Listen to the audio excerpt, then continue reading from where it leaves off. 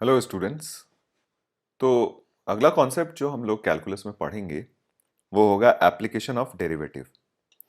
तो application of derivative में कई सारे टॉपिक्स हम पढ़ते हैं। तो उसमें हम अपना सबसे पहला टॉपिक जो हम पढ़ेंगे वो होगा टैंजेंट नॉर्मल। ठीक है, टैंजेंट नॉर्मल। कोऑर्डिनेट ज्योमेट्री में हम कई बार टैंजेंट और नॉर्मल की बात करते हैं। ठीक है, तो इस बार हम इन दोनों लाइंस को कैलकुलस के पॉइंट ऑफ व्यू से देखने की कोशिश करेंगे। ठीक है, तो अगर बेसिक डेफिनेशन की बात करें, टैंजेंट के बेसिक डेफिनेशन की, तो जैसा कि हमने डिफरेंशियबिलिटी में भी ये बात करी थी कि टैंजेंट का जो स्लोप होता है वो निकालने के लिए बेसिकली हम लोग शुरुआत एक सीकेंट से करते हैं। ठीक है, और सीकेंट के ही लिमिटिंग स्लोप की अगर हम बात करें, लिमिट की बात करें, यानी जब पॉइंट, जैसे मान लीजिए पी क्यू हमने सीकेंट लिया। ठीक है, सपोज मैं ग्राफ से आपको समझाता हूं। लेट अस से ये हमारे पास कोई ग्राफ है। ठीक है, और हमें क्या करना है कि किसी पॉइंट पी पे टेंजेंट बनाना है। तो मान लेते हैं कि ये हमारा पॉइंट पी है, यहां पे हमें टेंजेंट ड्रॉ करना है। तो हमने क्या किया था कि हमने सीकेंट से शुरुआत करी थी एक। ठीक है, पी क्यू एक सीकेंट से शुरुआत करी थी और फिर हम क्या करते थे, क्यू को पी की तरफ लेके आते थे। सिमिलरली इस तरफ से पी आर हम एक सीकेंट से शुरुआत करते थे। ठीक है, और फिर हम क्या करते थे, आर को पी की तरफ लाते थे। ठीक है, तो इस तरीके से जब ये दोनों ही लिमिटिंग पॉइंट्स के करेस्पॉन्डिंग, मतलब दोनों दोनों तरफ से जब हम पी को अप्रोच करते हैं और वहां से अगर मान लीजिए हमें यूनिक स्लोप दोनों तरफ से मिलता है, तो हम कहते हैं कि हमारे पॉइंट पी पे टैंजेंट एग्जिस्ट कर रहा है। तो अगर इसको नॉर्मल बोलचाल की भाषा में बोलें तो हम सिंपली ये बोल सकते हैं कि tangent is nothing but a limiting case of secant. तो अगर हम ऐसा भी लिखना चाहें तो हम लिख सकते हैं कि tangent is a limiting case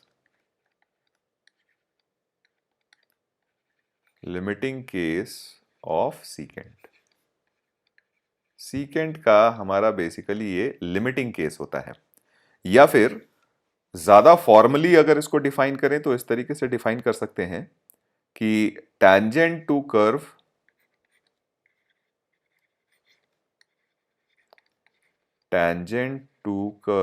at P is a line through P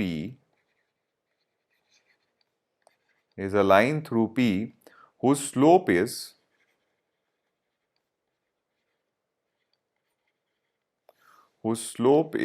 limit whose slope is limit of the slope of secant, limit of the slope of secant PQ। ठीक है, when Q approaches P। तो ये हमारा basically tangent का एक formal definition हो जाता है। ठीक है, सिमिलरली हम बात नॉर्मल की करते हैं। ठीक है, तो अगर नॉर्मल की बात करें तो हमें पता है कि नॉर्मल क्या हो जाता है। नॉर्मल बेसिकली वो लाइन होता है जो बेसिकली हमारे टैंजेंट के क्या हो जाता है, परपेंडिकुलर। तो normal is a line, it is a line perpendicular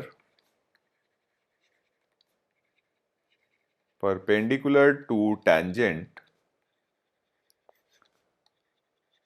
at point of contact, point of contact। ठीक है, पॉइंट ऑफ कांटेक्ट पे टैंजेंट के परपेंडिकुलर जो लाइन होता है उसको हम क्या कहते हैं, नॉर्मल। तो जैसे इस केस में हम देखते हैं, टैंजेंट का केस हमने ऊपर देखा, तो ये पॉइंट पी अगर इस तरीके से मान लीजिए अगर टैंजेंट का केस हो जाए, ठीक है, तो ये ग्राफ कुछ इस तरीके से दिखेगा आपका। पॉइंट पी पे टैंजेंट अगर हमें मिलता है तो ये ग्राफ कुछ इस तरीके से दिखेगा। तो ये जो पॉइंट पी है जहां पे बेसिकली टैंजेंट आपके ग्राफ को टच करता है तो इस P को हम लोग कहते हैं पॉइंट ऑफ कांटेक्ट। ठीक है, ये पॉइंट क्या हो जाता है, पॉइंट ऑफ कांटेक्ट, और होना भी चाहिए कांटेक्ट। यहां दिख रहा है कि at this point P the line touches the curve, तो यहां कांटेक्ट हो रहा है ना लाइन और कर्व का, तो hence why it is called point of contact. तो इस लाइन के परपेंडिकुलर जो होगा, टैंजेंट के जो परपेंडिकुलर लाइन होगा P से पास करता हुआ, P से पास करता हुआ, तो ये हमारा नॉर्मल हो जाएगा। यानी इस केस में ये लाइन हो गया हमारा टैंजेंट और ये लाइन हो गया हमारा नॉर्मल। ठीक है, टैंजेंट के करस्पॉन्डिंग पॉइंट P को पॉइंट ऑफ कांटेक्ट कहते हैं और नॉर्मल के करस्पॉन्डिंग पॉइंट P को हम लोग कहते हैं कि in this case P is called foot of normal. ठीक है, P को हम लोग क्या कहते हैं, foot of normal. P is called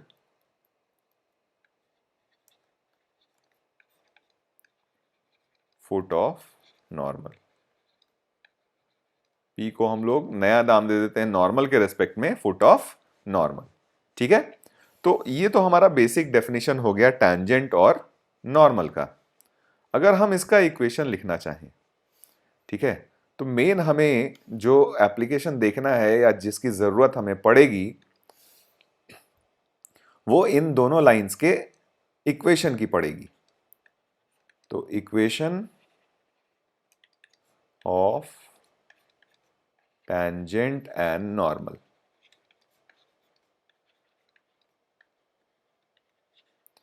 tangent और नॉर्मल का इक्वेशन हम किस तरीके से लिखेंगे, बात कर लेते हैं एट P x1 y1, किसी पॉइंट P x1 y1 पे टैंजेंट का इक्वेशन और नॉर्मल का इक्वेशन।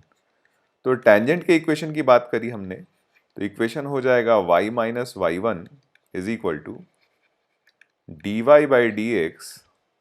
ये d Y by D x किस पॉइंट पे, x1 कॉमा वाई वन पे, क्योंकि हम जानते हैं कि टैंजेंट का जो स्लोप हो जाता है वो हमारा D Y by D X हो जाता है, और x माइनस एक्स वन। तो ये टैंजेंट का इक्वेशन हो गया। अगर यहाँ पे नॉर्मल का इक्वेशन हमें लिखना हो तो नॉर्मल का इक्वेशन हो जाता है y minus Y one is equal to minus of D X by D Y, क्योंकि हमें पता है कि नॉर्मल जो है वो हमारे टैंजेंट के परपेंडिकुलर है, तो दोनों के स्लोप्स का प्रोडक्ट बेसिकली क्या होना चाहिए, -1 होना चाहिए। तो ये x माइनस एक्स वन हो जाएगा। ठीक है, कई बार क्या होता है कि हमारे पास जो पॉइंट होता है वो किसी पैरामेट्रिक फॉर्म में एक्सप्रेस्ड होगा। ठीक है, तो जैसे मान लीजिए अगर हम एक स्पेशल केस लेते हैं कि इफ, ठीक है, लेट अस से x1 की वैल्यू है हमारी कोई पैरामीटर के फॉर्म में f ऑफ t पैरामीटर के फॉर्म में कोई फंक्शन ऑफ t हमें दिया हुआ है, और y1 की जो वैल्यू है अगेन पैरामीटर के फॉर्म में दिया हुआ है g ऑफ t। ठीक है, तो हम टैंजेंट का इक्वेशन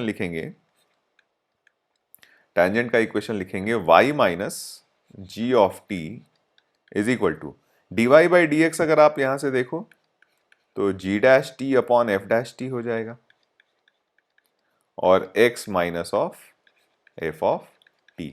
तो ये टैंजेंट का इक्वेशन हो गया। और नॉर्मल का इक्वेशन अगर आप देखोगे तो ये बन जाएगा y minus ji of T. इस बार नॉर्मल का स्लोप हमारा हो जाएगा minus F dash T, minus D X by D Y होता है, upon G dash T X minus F of T. ठीक है, लेकिन कई बार क्या होता है कि हमें किसी random point x comma Y पे टैंजेंट का इक्वेशन लिखना होता है। तो हम क्या होता है कि x कॉमा वाई हमारे लिए थोड़ा कंफ्यूजिंग हो जाता है, तो अक्सर जो हम इस पूरे चैप्टर में यूज करेंगे वो इस तरीके से यूज करेंगे कि जब भी हमें टैंजेंट का इक्वेशन लिखना होगा हम लिखेंगे capital Y minus small y is equal to D Y by D X capital X minus small x।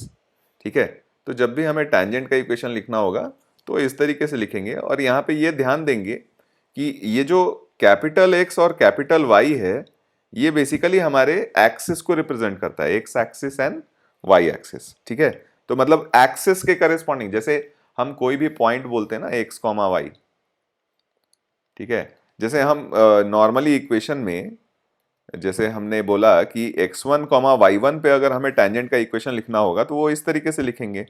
तो यहाँ x और y बेसिकली क्या रिप्रेजेंट करता है, टैंजेंट पे लाई करने वाला कोई भी एक वेरिएबल पॉइंट, और x1 y1 क्या रिप्रेजेंट करता है, टैंजेंट पे लाई करने वाला कोई भी फिक्स पॉइंट। ठीक है, तो यहाँ पे इसको इस तरीके से ट्रीट करेंगे।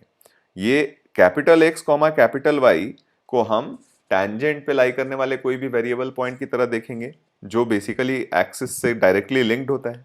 ठीक है, और small x comma small y को हम टैंजेंट पे लाई करने वाले फिक्स पॉइंट की तरह देखेंगे। सिमिलरली नॉर्मल की जब बात करेंगे तो नॉर्मल हमारा हो जाएगा y minus small y is equal to minus D X by D Y capital X minus small x।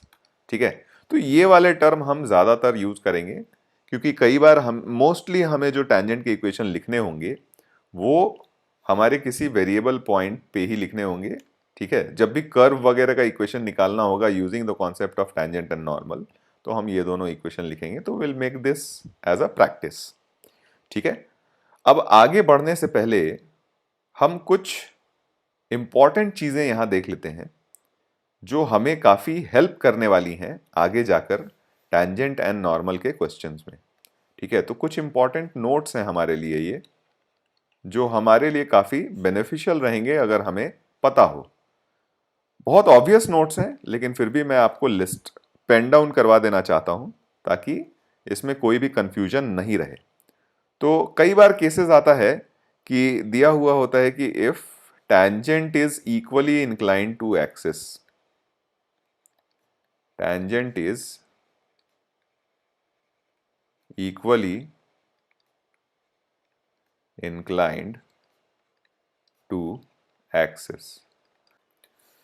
तो जब भी हमें tangent is equally inclined to axis दिया हुआ होता है तो अगर पिक्टोरियली इसको समझने की कोशिश करें तो लाइन हमारा कैसा गया होगा, ऐसे गया होगा सच दैट एक्स एक्सिस और वाई एक्सिस से ये क्या करे, इक्वल एंगल बनाए। तो या तो इस तरीके का सिनेरियो हुआ होगा, ठीक है, जहां ये एक्स एक्सिस से अगर एंगल थीटा बनाता है तो वाई एक्सिस से भी एंगल थीटा बनाएगा, या फिर कुछ इस तरीके का सिनेरियो हुआ होगा जहां ये अगर एक्स एक्सिस से एंगल अल्फा बनाता है तो वाई एक्सिस से भी एंगल अल्फा बनाता है। तो इन बोथ केसेस आप क्लियरली ये देख पा रहे हो कि हमारे dy बाई डी एक्स की जो वैल्यू हो जाएगी, ठीक है, dy बाई डी एक्स की जो वैल्यू हो जाएगी इस केस में हमारे पास क्या हो जाएगी, dy बाई डी एक्स जो होता है यानी स्लोप इस लाइन का प्लस माइनस वन, या तो प्लस वन होगा या फिर माइनस वन होगा। ठीक है, तो जब भी हमारे पास ये स्टेटमेंट है तो हमें इसका कंक्लूजन ये पता हो जाना चाहिए। सेकेंड पॉइंट की अगर हम बात करें, सेकेंड पॉइंट की, तो कई बार हमें दिया हुआ होता है कि tangent if tangent cuts off equal intercept,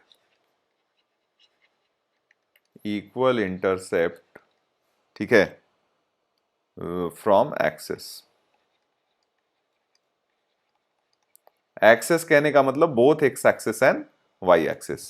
तो इस केस में अगर हम पिक्टोरियली देखें कि क्या सिनेरियो बन रहा होगा, तो जब भी इंटरसेप्ट की बात होती है तो ये साइन के साथ बात होती है। ठीक है, यानी या तो हमारा सिनेरियो कुछ इस तरीके से रहा होगा जहां एक्स इंटरसेप्ट और वाई इंटरसेप्ट दोनों इसके बराबर हों और दोनों पॉजिटिव हों, या फिर इस तरीके का सिनेरियो हो सकता है कि एक्स इंटरसेप्ट और वाई इंटरसेप्ट दोनों बराबर हों और दोनों ही नेगेटिव हों। तो इन बोथ केसेस आप क्लियरली देखिए, अगर ये दोनों बराबर हैं तो ये एंगल 45 डिग्री हो जाएगा, ये 135 डिग्री हो जाएगा। तो स्लोप इसका जो आएगा वो हमारा क्या होगा, स्लोप हमारा हमेशा -1 आएगा। तो इस केस में हमारे पास dy बाई डी एक्स की वैल्यू, ठीक है, इस केस में हमारे पास dy बाई डी एक्स की जो वैल्यू आती है ये हमेशा ही -1 आती है। तो जब भी आपके पास सिनेरियो दिया हुआ है कि if tangents cut off equal intercept from the axis, तो आपके पास कंडीशन हमेशा ये हो जाएगा कि dy by D X is equal to -1। ठीक है, अगला सिनेरियो हम ये लेते हैं, तीसरा पॉइंट, थर्ड पॉइंट है हमारे लिए। थर्ड पॉइंट इज कि अगर आपको दिया हुआ है कि tangents cut coordinate axis, tangent cut coordinate axis, ठीक है, एट इक्वल डिस्टेंस,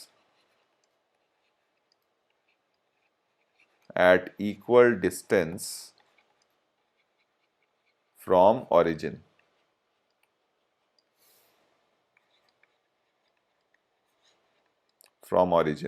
अगर ये स्टेटमेंट आपको दिया हुआ है कि tangent cut coordinate axis at equal distances, तो अब डिस्टेंसेस की बात हो रही है, तो डिस्टेंस आपका पॉजिटिव डायरेक्शन में भी हो सकता है और नेगेटिव डायरेक्शन में भी हो सकता है। यानी कहने का मतलब कि हमारे पास ये सिनेरियो भी हो सकता है जहां दोनों डिस्टेंसेस बराबर हों और दोनों पॉजिटिव हों, या फिर आपका ये सिनेरियो भी हो सकता है जहां दोनों डिस्टेंसेस आपके बराबर और एक पॉजिटिव और दूसरा नेगेटिव हो। तो इस केस में देखिएगा तो स्लोप -1 आ जाएगा, इस वाले केस में देखिएगा तो स्लोप आपका 1 आ जाएगा। यानी इस सिनेरियो के लिए अगर हमें कंक्लूजन लिखना है तो dy बाई डी एक्स की वैल्यू अगेन आपकी +-1 दोनों ही एक्सेप्टेबल होंगी। ठीक है, तो ये कुछ स्टैंडर्ड स्टेटमेंट्स हैं, ये हमें क्लियरली हमेशा क्या होने चाहिए, मतलब पता होने चाहिए, ताकि हमें क्वेश्चन में कभी भी कोई परेशानी नहीं हो। चौथा पॉइंट ये है कि अगर मान लीजिए दिया हुआ है if tangent is parallel to, इसमें अलग अलग केसेस लेते हैं। पहला केस लेते हैं एक्स एक्सिस। अगर हमें दिया हुआ है कि tangent is parallel to X axis, conclusion क्या होगा, सबको पता है, dy बाई डी एक्स हमारा क्या हो जाना चाहिए, 0। ठीक है, अगर सेकेंड सिनेरियो हमें दिया हुआ है कि tangent is parallel to Y axis, तो वाई एक्सिस के लिए कंक्लूजन क्या हो जाएगा, dy by D X infinite हो जाना चाहिए। यानी हम ऐसा कह सकते हैं कि dx बाई dy जो होगा ये हमारा 0 हो जाएगा। और थर्ड सिनेरियो ये है कि अगर मान लीजिए इस पैरेलल टू कोई भी एक लाइन दिया जाए, ax plus by and plus c is equal to 0, तो इसके करस्पॉन्डिंग जो कंक्लूजन आएगा, तो क्लियरली पैरेलल है, तो dy बाई डी एक्स की वैल्यू क्या हो जाएगी, -a/b। ठीक है, तो ये बहुत ऑब्वियस चीजें हैं, स्ट्रेट लाइन में ये सारी चीजें हम जानते हैं। तो ये अगर चीजें हमें पता हो तो क्या होगा कि प्रॉब्लम सॉल्विंग में हमारे लिए काफी बेनिफिट होगा।